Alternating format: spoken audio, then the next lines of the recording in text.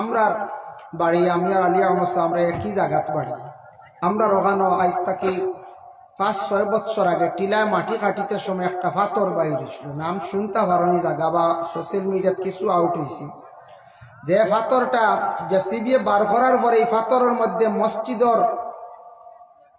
মসজিদর পাথর বলিয়া বুঝা গেছে, মসজিদর ড্রয়িং বার হয়েছে।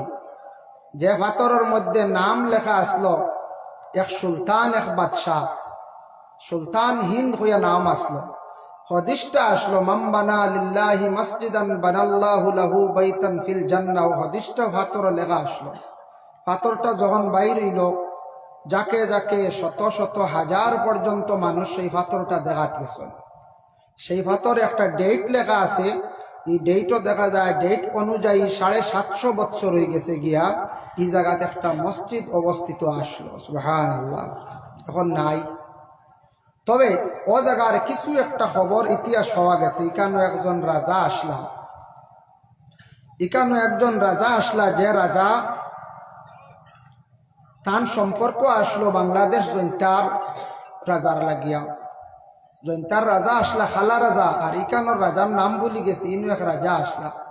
আগে আগে রাজায় তার ছেলে বিবাহ করতে দিতে সময় মেয়ে সন্তানদের সাজাইয়া আনতে সময় সোনার পালকিত করে সাজাইয়া আনতা।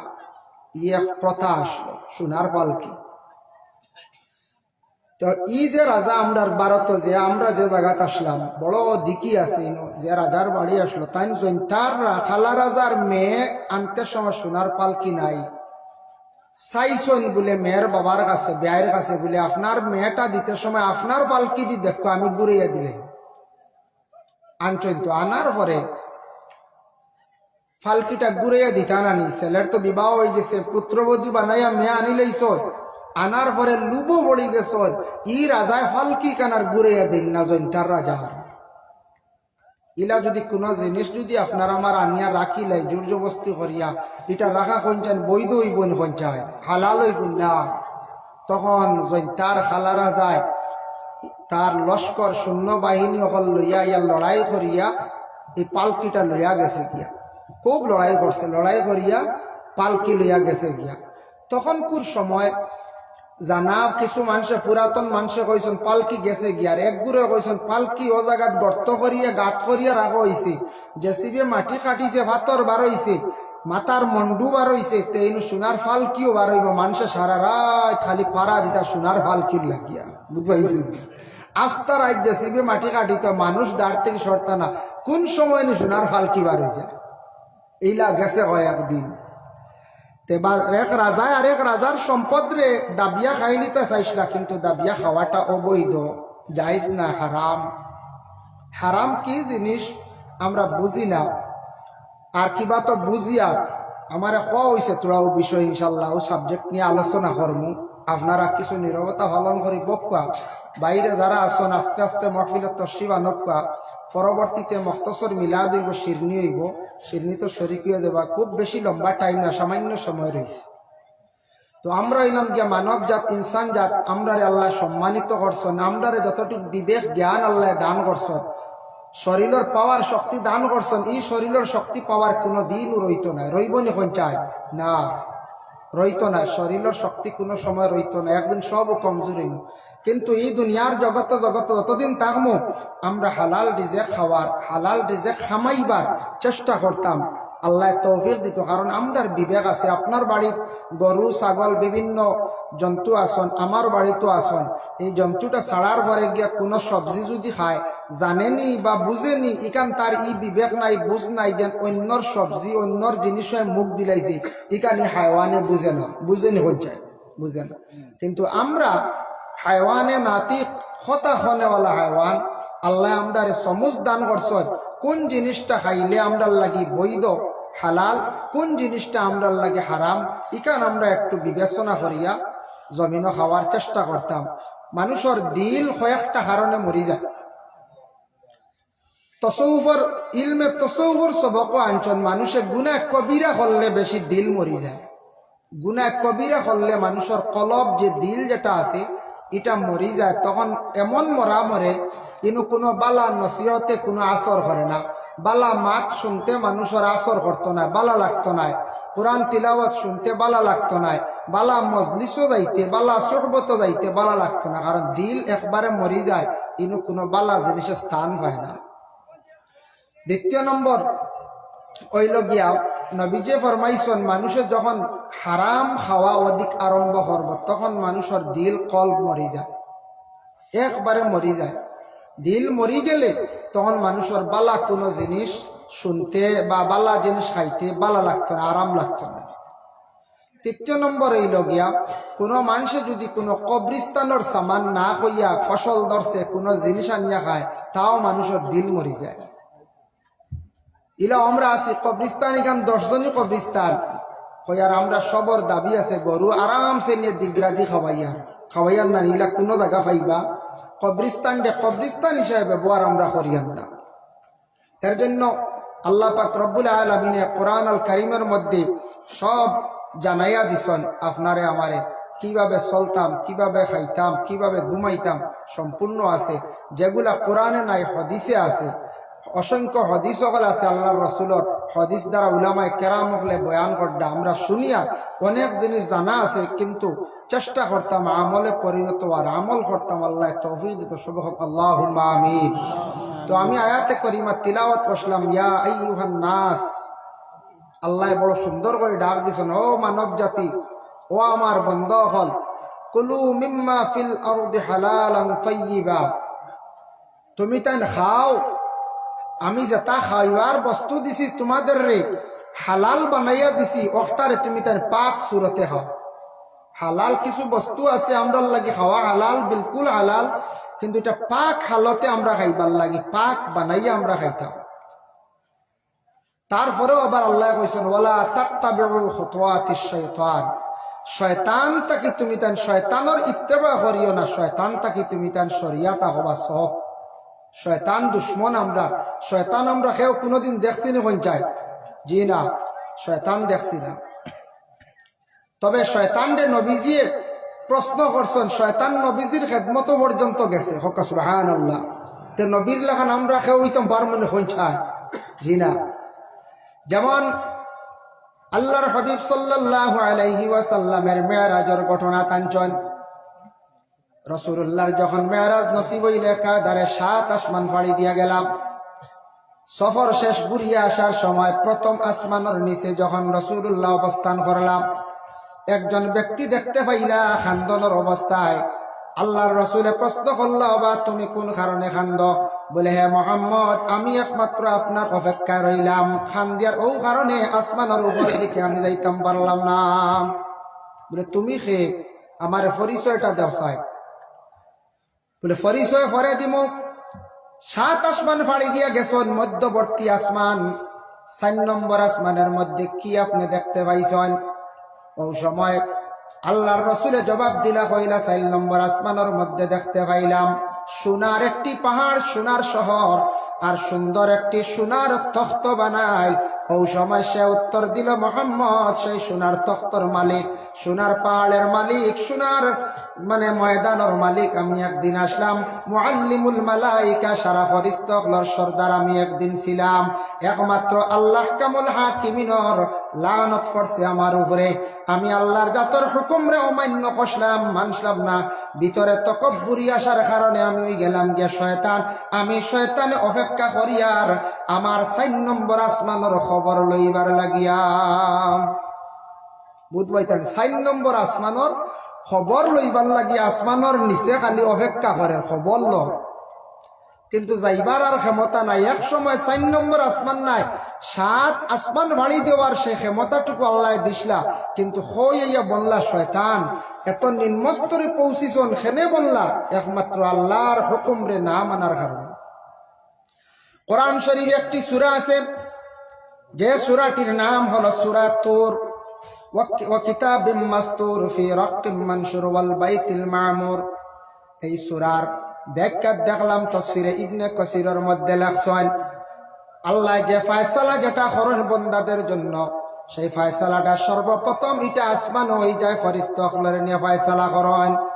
কোন বান্দারে দুনিয়ার জমিনের মধ্যে দন দৌলতওয়ালা ধনী বানাইতা, আগে আল্লাহ আসমানের মধ্যে ফয়সালা করেন। খারে আল্লাহ গরিব বানাইতাম, খারে আল্লাহ সম্মানী বানাইতা, খারে অসম্মানী করতে আগে আসমানো ফায়সালা হয়ে যায়। তখন ফরিস্তক লরে আল্লাহ পাঠাইয়া দেন, যাও অমুক জায়গাত আমার অমুক বন্দারে আমি সম্মানিত করে লাইছি, সম্মান দান করে লাইছি। অটোমেটিক ফরিস্তকলে মানুষের কাছে খবর পৌঁছায়, এই মানুষের দুনিয়ার জমিন আল্লাহ দুনিয়ার জমিন হর মানুষের কাছে সম্মানী বানাইলেন, মানুষে আস্তে আস্তে সম্মান দেওয়া আরম্ভ করিলেন। যারে সম্মানী বানাইলে আল্লাহ আর টানিয়া কেউ অসম্মানী করতে পারবেন না। আর যেন অসম্মানী হয়ে যেতা কয়েকজনে বাঁচাইতেও পারতা নাই।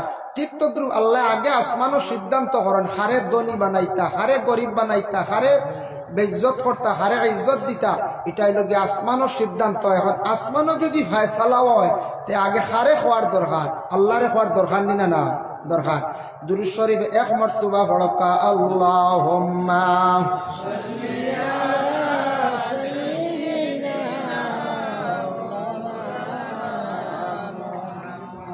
وعلى آل مولانا محمد। তাই আল্লাহর বন্দেগান আমি শয়তান সম্পর্কেও কারণে আলোচনা আনলাম। শয়তান আমাদের জন্য চিরশত্রু দুশ্মন। শয়তানে বিভিন্ন সময় দিলের মধ্যে ওয়াসওয়াস ডালিব, বিভিন্ন সময় শয়তানে দিলের মধ্যে কুমন্ত্রণা দিতে পারবো। আল্লাহ কইছেন, ইয়া আইয়ুহান নাস কুলু মিম্মা ফিল আরদি হালালান তাইয়্যিবা, খাও জমিনও যেটা হালাল দিছি আমি রিজিক তোমাদের, যে তাই তুমি তান রিজিকটা খাইতে সময় পাক সুরতে তুমি তান খাও। হইবা হালালতে পাক সুরতে আবার কিলা দেখো কা হালাল আছে তাফসীরে অঞ্চল দেখছি শাক সবজি ফল মূল ইত্যাদি ও গয়রা আনচুন যেটা আমরা খাই এটা আমরা লাগে হালাল। এখন শাক যদি লুকাইয়া আনন ইগু হারাম হয়ে গেছে, ওইছে না? আমরা জানা আছে তো ইগু সবজি যদি লুকাইয়া খাই হারাম, ফল যদি লুকাইয়া খাই হারাম, বা চুরি করিয়া খাই হারাম, ফাল্লাত মারিয়া খাই হারাম। ও আমরা হারামও গিয়া পৌঁছে গেলাম গিয়া। সঠিক পদ্ধতিতে ওজন ঠিক থাকতো, সঠিক পয়সা দিয়ে সঠিকভাবে কিনে আনি খাওয়া শাক সবজি যদি লুকাইয়া খাই আনা হইয়া আনি হারাম হয়ে গেছে গিয়া। এর লাগি শয়তানে দুকা দিব, কয়েকদিন খাইলাও পরে তৌবা করি লাইবাই, ইলা দিল ডালিয়ে দিতে পারে। কয়েকদিন টেকা বানাইলাও বাদে হারাম অবস্থা বানাইলাও বাদে তৌবা করি লিবাই। এইভাবে আপনারে আমারে দুকা দিব। কয়েকদিন তুমি ডাক সেবন করিলাও, কিবা তো ডাকসর ব্যবসা করিলাও, কইব কয়েকদিন তুমি বানাইলাও, কইবা ডাক্স তো এটা একটা ব্যবসা করি আর একটা পাউডার বা ঔষধ বলে জিনাম, যেটা মানুষের জন্য ক্ষতিকারক, নেশাযুক্ত জিনিস যেটা খাইলে মানুষের জীবনে ক্ষতি হয়, যেটা দেশের বাচ্চা সরকার নিষিদ্ধ করে আইনত এটা দোষীকার, যার জন্য সরকার যেটা না করে দিছে তাই আমরা কোনো সময় এটা খাওয়া তো যাইতাম না, ব্যবসা তো যাইতাম না। আমাদের দেশে খুব বেশি ডাকসর ব্যবসাটা জায়গায় জায়গায় পুলিশের দরের, এরারে নিয়ে কারাগারের ভিতরে বন্দি করিয়া রাখে। 12 মাস 18 মাস পর্যন্তই গেল, এরার কোনো বেইলর না। যদি কোনো বইয়ে যদি জীবনে যদি ডাকস ব্যবসা যদি আরম্ভ করিয়া থাকত, আল্লাহকে ওয়াস্তে ছাড়ার চেষ্টা করেন। এটা আমরা ইসলাম ধর্মের নিষিদ্ধ বলে এখানে আইল। কোরআনের মধ্যে হুকুম আছে, নেশাযুক্ত যত জিনিস আছে সম্পূর্ণ আমরার লাগে হয়ে গেছে গিয়া নিষিদ্ধ। এর লাগে ড্রাগস যেটা ইসা হইয়া থাকছে গিয়া একটা নেশা জাতীয় জিনিস। ড্রাগস খানেওয়ালা খাওয়ার পরে তার মাথা লই যায়, নষ্ট হয়ে যায়, মাথায় ঘুরায়, এর লাগে এটা নেশা জাতীয় জিনিস, এটা খাওয়া আমরার লাগে হারাম। অতএব এটা ব্যবসাও দেশের সরকারে দেশের বাদশাহ যেটা না করে দিছে এটা আমরা হরাত যাইতাম, আমরার লাগে অবৈধ হারাম। ইটা খারবার করলে কম দিনের দনি হওয়া যায়, ওলা নানি বলতে একগুড়ে হয় নানি বলে মানুষের এখন দিল মনে একটা আই গেছে। সেও যদি তোরা বাইরে গিয়ে টেকা পয়সা রুজি করি এগোর এখন বানান কইবা মনে কয় কিতা ফাউডার ব্যবসায়ী না কিতা, মানুষের একটা মনোভাব আই গেছে না কিতা আই গেছে। কিন্তু হালতে সে হালাল রুজি করছে, বাইরা গিয়া সে হালাল রুজি করছে, কিন্তু মানুষের অনুমান আই গেছে। কারণ ইতা ব্যবসা করলে কম দিনে শুনছি দনি হওয়া যায়। ওয়ালা তাত্তাবিউ খুতুওয়াতিশ শাইতান ইন্নাহু লাকুম আদুউম মুবিন। আল্লাহ পাক রব্বুল আলামিন ঘোষণা করেন শয়তান ইয়া থাকছে গে তোমাদের, ইয়া থাকছে গে দুশমন। শয়তান আমরা বন্ধু আপন, আল্লাহ কোরআন কইছেন না দুশমন। কোরআন অপর জায়গার মধ্যে আল্লাহ পাক রব্বুল আলামিন আবার ঘোষণা করেন, ইয়া আইয়ুহাল্লাযীনা আমানু, ও ঈমানদার হল, কুলু মিন তাইয়্যিবাতি মা রাযাকনাকুম, তুমি তান খাও আমি আল্লাহ পাক রব্বুল আলামিনে যে রিজিক গুলো আমি আল্লাহ দান করছি, ওয়াশকুরু লিল্লাহি, আমার রিজিক খাওয়ার পরে তুমি তান কি করিও? শুকরিয়া আদায় করিও। শুকরিয়া আদায় করতাম, যেমন আমরা যেটাও খাদ্য খাইয়া, যেটাও পরিধান করিয়া আল্লাহ আমরা খাওয়াইতরা লাখ কোটি শুকরিয়া, যত বেশি দিল কুলিয়া শুকরিয়া আদায় করব তত বেশি আল্লাহ হর জিনিসও আল্লাহ বরকত দিয়া দিবা। হক সুবহানাল্লাহ। আর খাইয়া না শুকরি করতাম না, না শুকরি না সব্বরি যেন করবা, এন সব জিনিসও কমি হইব, সব জিনিসের মধ্যে খরে পড়বা। না শুকরি কখনো আপনার আমার করার যাইতাম না। আবার আল্লাহ ঘোষণা করছেন কিছু জিনিস আমরা লাগি খাস করে নিষিদ্ধ করছেন, ইন্নামা হাররামা আলাইকুমুল মাইতাতা, মরা খাওয়া আমরা লাগি জায়েজ না হারাম। আমরা ফিকহের কিতাব দেখলাম মরা খাওয়া জায়েজ না, আবার মরা খাওয়া আমরা লাগি জায়েজ আছে বলে কিলাম। এক তো লগে মাছ মরা খাওয়া জায়েজ। মাছের মধ্যে তিনটা জিনিস খাওয়া হারাম, মাছের ফল্লা, 2 নম্বর মাছের 12 অংশ ডাকনা যেখানে নিকনান খাওয়া হারাম, 3 নম্বরে যে মাছের বড়টা জাহির হয়ে গেছে, বড় মাছের বড় যেটা, এটা খাওয়া আমদার লাগে খাওয়া হারাম। এখন মরা খাওয়া কোনটা খাওয়া হারাম, আবার হালাল কইলাম কোনটা? এক পক্ষে হইল গিয়ে হাওয়া তো হারাম মরা, কিন্তু মাছ দেখাইলাম হালাল। দ্বিতীয় নম্বর হইল ফাঁকি শিকার। ফাঁকি শিকার হরণ্যের মাঝে মাঝে গুরু ফাঁকি শিকার। দেখো কিছু জিনিস আছে শিকার করতে পারবা জায়েজ আছে, কিন্তু যেবা বা যারা করন এই শিকার করনেওয়ালার এরার উপরে ও ধরনের জন্তুর কিছু বুড়া লানত পড়ে, এরার উন্নত হয় না। মধু শিকার, ফাঁকি শিকার, ফাঁকি ফালর ফাঁকি মারিয়া খাইতে পারেন জায়েজ। যে ফাঁকি টুট দি তুলিয়া খায় ওগো খাওয়া যায়, যে ফাঁকিটা বিশেষ করিয়া ফাঞ্জাদি দরিয়া খায় খাওয়া সিলিটা খাওয়া আমরা লাগি না জায়েজ, হারাম। একলা একলা যে ফাঁকি আটের দেখবা এগু মারতা না, গিয়ে বাচ্চা বাজার তুই আইছে, ইগে আপনার ডিম ট্রাকি আইছে, ই ফাঁকিরে মারতা না। আর ফাঁকি শিকার করলে বেশিরভাগ ফাঁকির বদুয়া পড়ি যায়, এর লাগে ফাঁকি শিকার করিয়া যত টাকা খামাকা উন্নত হওয়া যায় না। না করা খান বালা, তবে জায়েজ আছে। দেখো বিশেষ করিয়া বিসমিল্লাহ হইয়া যদি কেউ তীর ছাড়ি দে, ফাঁকির উপরে পড়ছে, খুন যদি জারি হয়ে যায়, ফাঁকি মরি গেছে আর জব করবার সময় মিলছে না, ও আগে বিসমিল্লাহ কইসলা, তীরে খাটিছে, খুন জারি হয়েছে, ফাঁকি খাইতে পারবা জায়েজ আছে। আর গুলল বা মার্বেল দি মারছো, চেঁচা খাইয়া ফাটিয়া মরছে, ইনো আপনার খুন জারি হয়েছে না, ই ফাঁকি খাওয়া আপনার লাগে জায়েজ না, হারাম।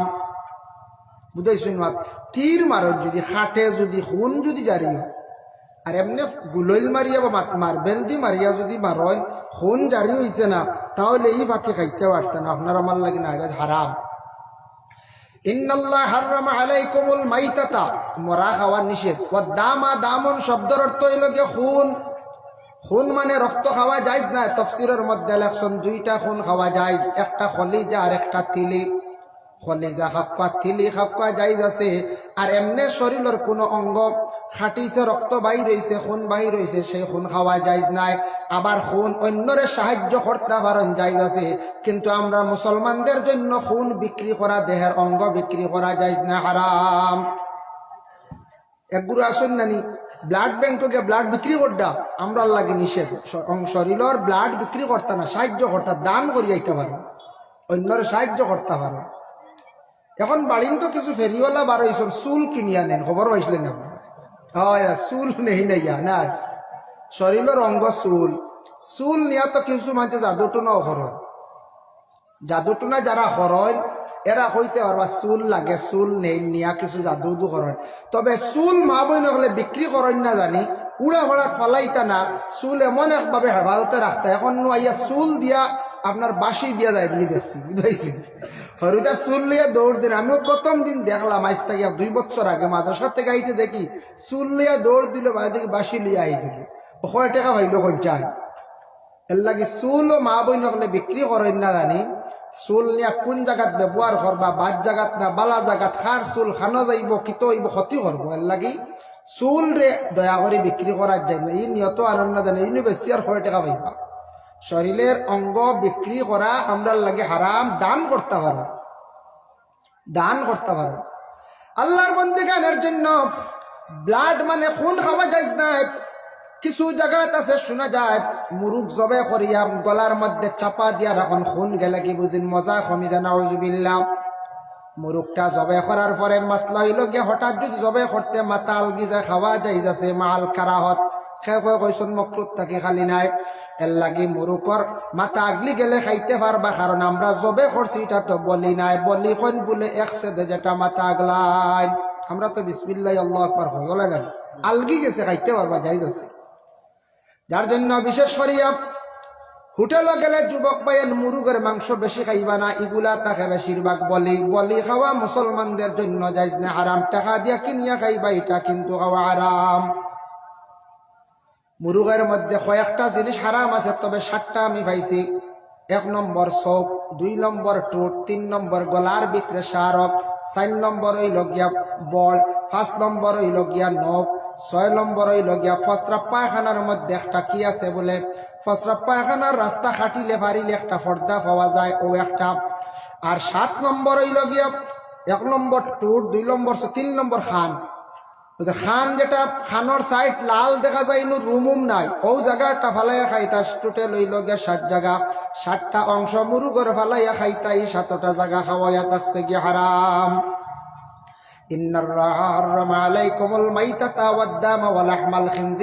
খিনজির মানে শুকর, শুকরের মাংস তো অবশ্যই আমরা খাই না, খাওয়া বিলকুল হারাম। শুকর হইতে মনে হয়েছে শুকরের চেহারা সুন্দর নাই। আল্লাহ মখলুক সৃষ্টি করছেন, এর মধ্যে 2টা মখলুক আল্লাহ বানাইছেন, একটা বড় অসুন্দর আর একটা মখলুক হইল যে বড় বেহায়া। একটা বড় অসুন্দর গিন্না হরণ মানে শুকর, আর আরেকটা হইল বেহায়া মানে কুকুর। এতে কুকুর ফালা বাদ দিলাইতেন, ফালিতা জরুরত যদিও নতুবা না। কুকুর হইল কি বেহায়া একটা জন্তু, আর শুকর হইল বড় নিকৃষ্টতম বড় গাদ্দা একটা জন্তু। খুব বেশি গাদ্দা জায়গার থাকে না, এগুর চেহারা বাসাইতে কোনো মায়া লাগেনি হঞ্চায়, জি না। দাকাইকুল আখবার বিজিক্রিল জান্নাতি ওয়ান নার, সেই কিতাবের মধ্যে লেখছেন শুকরের চেহারা লইয়া গুরু মানুষ কিয়ামতের দিন উঠিবা আলা সূরাতিল খানাজির। ইসরাফিলে যখন 3 নম্বর ফুক দিবা, দেওয়ার পরে খবর তাকে মানুষ উঠা আরম্ভ হইবা। যে যে জায়গার মধ্যে দফন হইসলা সেই জায়গার তাকে মানুষ উঠিবা। উঠতে সময় এর মধ্যে এক গুরু মানুষ শুকরের ভয়ানক সুরত লইয়া সরর ময়দানে উঠিবা। সাহাবায়ে কেরামরা শোনা মাত্র প্রশ্ন করেন, ইয়া রাসূলুল্লাহ, জানতে চাই কোন গুরু মানুষ? আল্লাহর রাসূলে ফরমান, ও গুরু মানুষ যারা মানুষ দুনিয়ার জমিন নমাজরে ইচ্ছাকৃত অবস্থায় তরক করতা। যারা নমাজ পড়িবা চেহারা মুখমণ্ডল বড় সুন্দর থাকবো, আর যারা নমাজ পড়িতা না এরার শুকরের ভয়ানক সুরত লইয়া কিয়ামতের দিন উঠিবা। এর লাগে আল্লাহকে ওয়াস্তে দয়া করিয়া বাবা, আপনার আমার বিশেষ করিয়া 24টা ঘন্টার মধ্যে 8 ঘন্টা আপনি ঘুমাই যাকাম, রুটিন করিলা 8 ঘন্টা ঘুম, 8 ঘন্টা নিজের কাজ কাম ব্যবসা বাণিজ্য, বা 10 ঘন্টা বলা, আচ্ছা 8 8 16 গেল গিয়া, রইল 8 ঘন্টা। 4 ঘন্টা যদি আমরা আল্লাহরে যদি ডাকি না, নমাজে তিলাওয়াতে তসবিহ 4 ঘন্টা যদি রোজ 24 ঘন্টার মধ্যে যদি রুটিন করিয়া ডাকি না, 4 কাম নাই 3 ঘন্টাও যদি ডাকি না, 5 ওয়াক্তের নমাজ পড়তে 2 থেকে 2.5 ঘন্টা সময় লাগে, রেইসে পড়লে 2 আনাইলে 2.5 ঘন্টা সময় লাগে। কোরআন তিলাওয়াত দোয়া সারাটা মিলিয়ে 3 ঊর্ধ্বে 4 ঘন্টা যদি আল্লাহরে ডাকি না, কিয়ামতের দিন আল্লাহর কাছে গিয়ে কিলা মুখ দেখাইতাম, কি জবাব দিতাম, ইকান আমরা চিন্তা করার দরকার আছে। 24টা ঘন্টার মধ্যে মাত্র 60টা ঘন্টা, আমি 60টা ঘন্টা আপনার কাছে দাবি রাখলাম, 60টা ঘন্টা স্মরণ করিয়া আল্লাহর ইবাদত করার দরকার আছে আমরা। যদি করি না বড় নিমক হারামি করলাম। যদি বাবা আওলাদ বানাই, আওলাদে যদি তার গার্জেন হিসাবে বাবা মানে না, কোনো ছাত্র জীবনে স্কুল কলেজ ইউনিভার্সিটিতে পড়ার সময় যদি ছাত্র যদি শিক্ষকের কথা যদি শুনে না, শিক্ষকের মন হান তেমন ছাত্রর প্রতি ভালো থাকতো নাই, বাবার মন আওলাদের প্রতি ভালো থাকতো নাই, ঠিক তদ্রুপ তেমনি ভাবে আমরার সৃষ্টিকর্তা স্রষ্টা যেই না শোন আল্লাহ, আল্লাহর যাতে আমরার সৃষ্টি করছেন খাবাইতরা আল্লাহ বড় খড্ডা, এই আল্লাহর যদি আমরা ডাকি না আল্লাহর জাত আমরা রূপে রাজি থাকতা নাই। আর আল্লাহর জাত যখন বেজার হই যাবা বেদয়া হই যাবা জমিন কোনো কিছু ধরা দিত নাই। এর লাগি আল্লাহর বন্দেগান 24টা ঘন্টার মধ্যে মাত্র 60টা ঘন্টা আল্লাহরে ডাকার আমরা চেষ্টা করতাম। আল্লাহ তৌফিক দিত আমদারে, সবে হোক আল্লাহুম্মা আমিন। একদিন রাসূলুল্লাহ হযরত আলীরে বড় সুন্দর 3টা নসিহত করছে। আলী তো রাসূলুল্লাহর সাহাবী অতএব দামান, বলা না আলী সাহাবী অতএব দামান। হযরত আলীরে রাসূলুল্লাহ কইলা ওয়ান আলী রাদিয়াল্লাহু তাআলা আনহু আন্নান নবী সাল্লাল্লাহু আলাইহি ওয়াসাল্লাম, হযরত আলী রাদিয়াল্লাহু তাআলা আনহুর তানরে আল্লাহর রাসূল নসিহত করলা। ক্বালা ইয়া আলী ওয়া আলী সালাসুন লা তুআখিরুহা, ওয়া আলী তুমি তান 3টা জিনিস রে বেশ দেরি করিও না। 1 নম্বর হইল গিয়া আসসালাতু ইজা আতাত, নমাজের যেই সময় হয়ে যাইব তুমি তান দেরি করিও না, সময় মতো তুমি তান নমাজ আদায় করিলাইও। নমাজ রে কোনো সময় কোনো ক্ষেত্রে আমরা অবহেলা করিয়া ঠেলি ঠেলি আলাইয়া নমাজ পড়িয়া নামাজের সময় গেছে নমাজ আদায় করিলেই। হযরত আলী রে কইলা ই নসিহত শুরু আমরা লাগিনি নখন যায়, খালি আলীর লাগিনি।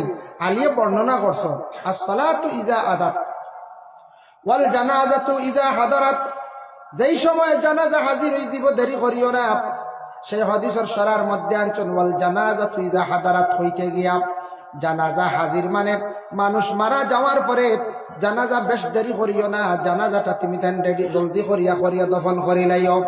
ওয়াল আইম্মা ইজা ওয়াজাত্তা ওয়াল আইয়ামা ইজা ওয়াজাত্তা লাহা কুহুয়ান, 3 নম্বরে ছেলে বা মেয়ে যেই সময় উপযুক্ত হয়ে যাব তুমি তেন বিবাহ দিলাইও, তাড়াতাড়ি বেশ দেরি করিও না। ছেলে মেয়ের উপযুক্ত সময় হওয়ার পরে বিবাহ দিলাইও, দেরি করিও না।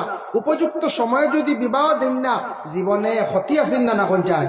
এই যে ছেলের যদি বয়স মনে করো 25 হয়েছে উপযুক্ত সময়, বা 26 হয়েছে বা 30 হয়েছে, 40 হইলে যে চায় কোনো মেয়ে দিবনি কোন চায়। জি না, যে চায় বাঁচিব বয়স বেশ। মেয়ের বয়স হয়েছে 18 তাকিয়া 24-25 বিচ্ছেরে বিবাহ দেওয়া যায়। 27, 28, 29 হয়ে গেলে কইবা না আর বয়স বেশি। কিছু মানুষ বাঁচিলেন না লিখন চায়, বাঁচিলেন। আমরা একদিন হলো এক জামাই দেখাত গেছিলাম, গিয়া দেখি হাসাও বয়স বেশ, বাক্কা আগর ঘটনা 7-8 বছর আগর ঘটনা কইয়া গিয়া জামাইয়ের বয়স বেশ দেখে সারাই খানাখানি পড়না গেলে কইতে অত বয়স বেশ কতই। পরে ও যায় যে জামাইয়ের লগে বনি জামাইরে জিজ্ঞাসা করলা কত বয়স, তাই না কইলা 25, বুঝতে পাইছেন। এর লগে একজন আসলা আর অফক্কর কইলা আপনারা 25 কইত্রা, আমার মনে হয় 2 উল্টাই আওয়াজ নিলে কিতো হইব, মানে 52 আর বুঝতে পাইছেন। বাদে খবর নিয়ে দেখা যায় রিয়েলি 52 তার বয়স একজেক্ট। কত শিয়ান মানুষ যাইছেন এন হইলে 2 উল্টাইলে কিতাব বুঝলা। পরে দেখা যায় কারেক্ট 52 মানুষের বয়স, বুঝ পাইতেন 52 হয়ে গেছে, বিবাহ করছেন না কিতার লাগে করলাম। এখন যাই মাত্র এক গুরু মানুষের আছে ইমান বড় কমজোর, এরার আকিদা ইমান বড় কমজোর। খাওয়াইতাম গিলা ও চিন্তা চাকরি করি চাকরির ধরি চাকরি কইয়া কইয়া কইয়া কইয়া বয়স হয়ে যায় গিয়া 30-32, বুঝতে পারছেন। আর খালি চাকরি নাই তা ব্যবসা জুড়িলাই, তোরা ব্যবসা জুড়ি চাকরি পাইছে কইতে কইতে হয়ে যায় 40। ও লাগুন বাদে টুকাইতে বয়স হয়েছে মানছে দিন না যায় কি 45, ও হালতে গিয়া ফলছে, বুঝতে পারছেন। এর লাগি বিশেষ করিয়া আল্লাহকে আসতে রিজেকর মালিক হই লাগে আল্লাহ। বিবাহ করতে সময় কয়েকটা জিনিস দেখিয়া বিবাহ করবা। বাবা রিজেকর মালিক হই লাগি আল্লাহ।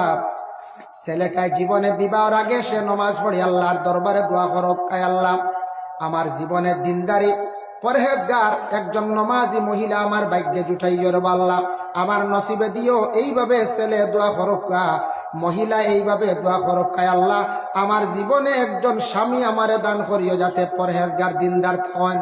যদি কোনো পুরুষে বিবাহ করছে, অনেক ফ্যামিলি আছে, অনেক মানুষ আছেন বিবাহ করছেন গরিব আসলা, ভালো ঘরের এমন দিনদার মহিলা তান ভাগ্যে জুটিছে। মহিলা ঘরে আসার পরে স্বামীর রুজি রোজগার আল্লাহ জমিনও বাড়াইয়া দিলাই। ইলা ওয়ান হঞ্জায় অনেক গরিব ছেলে বিবাহ করছেন মেয়ের কারণে, দিনদার মহিলার কারণে। মেয়েটা স্বামীর বাড়ি গেছে, সবর করছে, কোরআন তিলাবত করছে, নমাজ পড়ছে, যার কারণে বারবার দোয়া করছে, স্বামীরে ঘর থাকি বাহির করিয়া দিছে। ওই দিকে আল্লাহর কাছে দোয়া করছে, আল্লাহ তোমার হাওলা করিয়া আমার স্বামীরে ঘর থাকি বাহির করিয়া দিলাম।